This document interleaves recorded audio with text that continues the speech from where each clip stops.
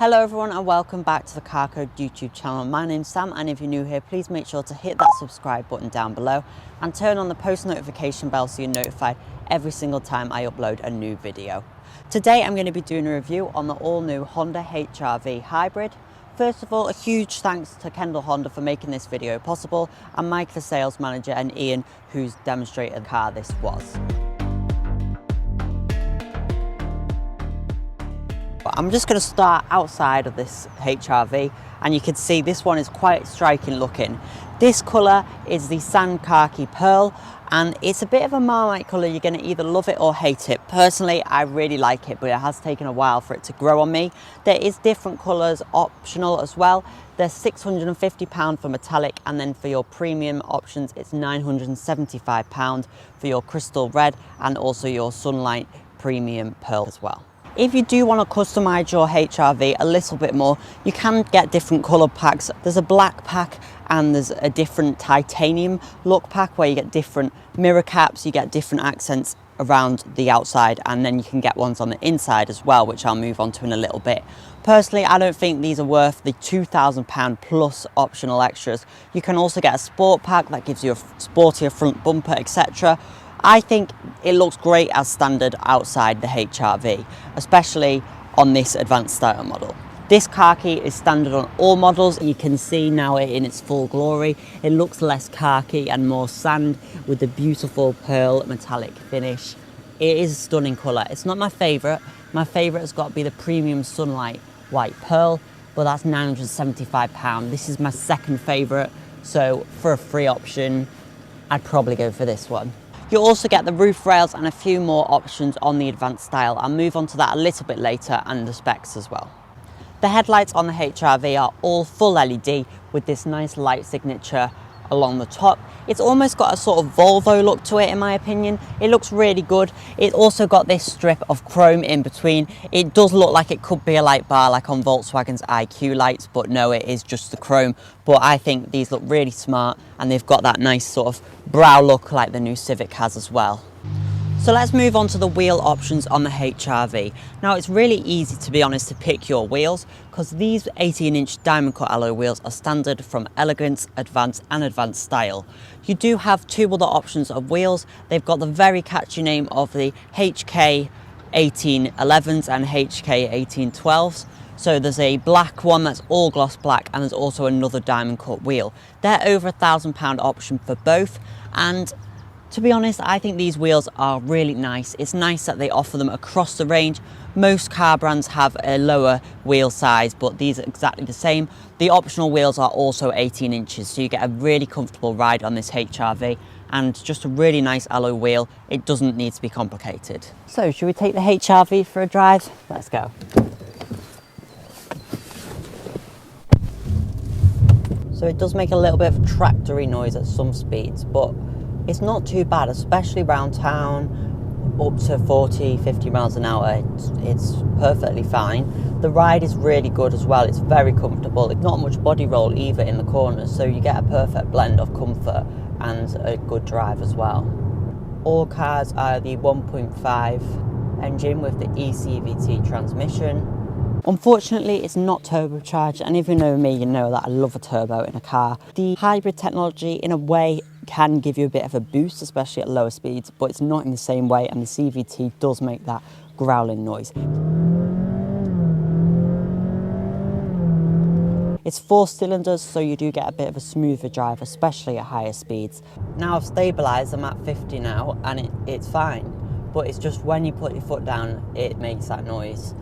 But I'd still say I'd prefer a 3-cylinder turbocharged unit than this unit here. It's very similar to the one that's in the sibling car on the Honda Jazz, but this has got 129 brake horsepower. The Jazz has currently got 107 brake horsepower, but it's obviously smaller and lighter, so you're going to get similar performance on the Jazz. Official miles per gallon is a little disappointing, considering the Volkswagen Taygo 1 litre DSG model has an official MPG of 51.4 miles per gallon, so under a miles per gallon less than this. You've got quite a steeply raked windscreen, so I wonder how aerodynamic that is. It reminds me a lot of the driving position and kind of look of the windscreen of the Mini Countryman. It's got that height as well. It is truly an SUV rather than a small low slung crossover. I've got my seat quite low. I have these longer front doors because it is a 5-door car, but the rear doors on this are smaller as they've got the concealed rear door handles. So in my 3-door car, your blind spot's quite a far way back, which I really like. You get a really good view out of the car, but you don't have the issue of having huge doors. It's a nice balance between the two, really. The door mirrors as well are absolutely massive, so you get an excellent view out of the car. You don't have much blind spot. So it's gone into EV mode now. That's slowed down. You can hear it's quite quiet now at lower speeds. I've just left it in B mode for regenerative braking. Although it's not a fully electric car or plug-in hybrid, it does have B mode, which is really good, as it just feeds the energy loss from braking back into that 1.1 kilowatt battery. It's a very small battery compared to a plug-in hybrid and an electric car, which can be up to 100 times bigger than that battery. The good thing about the premium sound system as well is that when you have your music on, you can't really hear the engine kicking in as much. The standard elegance only comes with 4 speakers though, so I don't suppose the sound quality will be that good in that car. After driving it for a bit and flooring it a little bit also, it's saying I've got 45.3 mpg, which is okay considering I've been driving it not the best, but I think the more around town it'll just keep going up and up. The seats are very supportive as well. So then, the design at the back of the HR-V. Well, you may notice this huge clear tail lamp light bar that looks insane. This is what your clear tail lamps look like when they light up. I think they look really cool, but they're not really needed. Now, this is only on the Advanced style. On Advanced and on the Elegance, this upper section is red and the bottom section is clear. So many manufacturers are going for the clear tail lamps, which I wasn't sure about at first, but I do really like these. I'll show you the boot now. It is electric on Advanced and Advanced style models. It's a little noisy, the motors, that's one complaint. The boot is 304 litres, but it suffers from what most small Hondas have, which is the fact that the boot is not as big as its competitors. This one, because of the premium sound system, it's got the subwoofer and everything, I believe, in there. It's just 304 litres, which isn't very good. To put that into perspective, a Volkswagen Polo offers 350 litres of boot space. Click in the pop-out banner to watch my video on the Volkswagen Polo. And this is an SUV. It's the magic seats that really add to the practicality of the HR-V. It is nice though that from Advanced and above it is electric, although like I say, the motors are quite noisy. Let's have a little look at how backseat passengers fare in the HR-V. Well, the back of the HR-V is not exactly the biggest SUV. It's quite narrow, it's like a normal car, which is good for navigating around the city. This middle seat though, it's not a middle seat. Now, I imagine on the Elegance model, which is all cloth and no leather, this will be a little bit more comfortable. This is so uncomfortable. My head is literally touching the roof. I'm 5'8". I'll move on to the magic seats now. Very easy and great use of space, the magic seats. They just work so well, and it's a USP of Honda. It is one of the reasons why you might go for the HR-V over competitors. So those magic seats mean you can have tall plants in here. You still have a little bit of the rear window as well to see out of. So the magic seats are really cool, and they also go completely flat. The seats are 60-40 split here in the rear, and they offer 2 sets of very easy to access ISOFIX points, which aren't too much of an eyesore either. You may think this is a 3-door vehicle. Well, no, it's got the concealed rear door handles, which I absolutely love. I think it's one of the best innovations in the automotive industry. I know Honda have done it a long time ago with their Civic as well. I think it's just so clever. I know many brands are doing it, and I hope more brands continue to do it. I drive a 3-door car personally, and I love the look of it, but 5 doors is obviously more practical. What else this means is that you get a slightly longer front doors than on a 5-door, obviously shorter than on a 3-door. It also harks back to the Mark 1 HRV, which you may not even be aware of. That was a very early SUV coming out in 1998, and that was optional with 3 doors or 5 doors, so it is harking back to that car. So I think that's enough about the outside of the HRV. Let's have a hop inside and see what it's like in there. So this is the interior on the advanced style model. What do I think of it? One thing I really don't like about this is the actual gear selector is not leather, it's like a plastic. It's like what the elegant steering wheel is, so it's not a real leather, so it's not really nice feeling at all. These seats, very comfortable, they're all very similar. These are the part synthetic leather and part cloth. They're available on Advance and above, but these are in the ivory colour with the red and the grey, whereas on the Advance it's just grey and black. Now these Advanced style seats are not going to be for everyone, I know that for sure, with the red stitching, the different materials. You've got this sort of grey chevron pattern, it's quite 80s in a way. Now I personally do really like these. I think they might look dated a bit quicker than your normal seats with the grey and black. This is synthetic leather, but it's not too bad. I don't mind it being synthetic leather because it's just on the sides of the seat. If it's the full seat synthetic leather like on the Civic Advanced model, I'm not a fan of that, but these cloth seats I am a fan of. You've also got the classic Japanese quick back release. It's very easy to adjust. You don't have any adjustable lumbar support though, but it's kind of the opposite problem as with the Seat Arona. Both have fixed lumbar support, they don't have adjustable, but that car was like not enough support. This almost feels like it's got too much support, like it is quite encroaching on you. And the seat base is also quite flat, so you it does force you to kind of sit up properly in a good posture. You do have a centre armrest, which has got plenty of storage in it.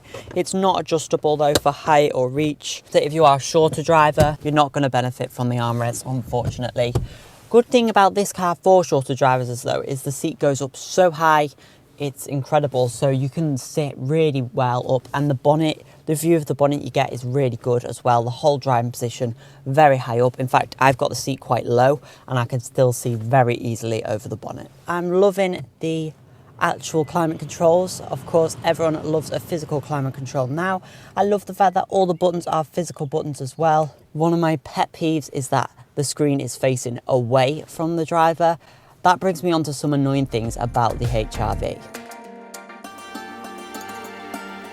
Starting at over £30,000 for a car that has a plastic steering wheel and isn't the best of quality is just not great.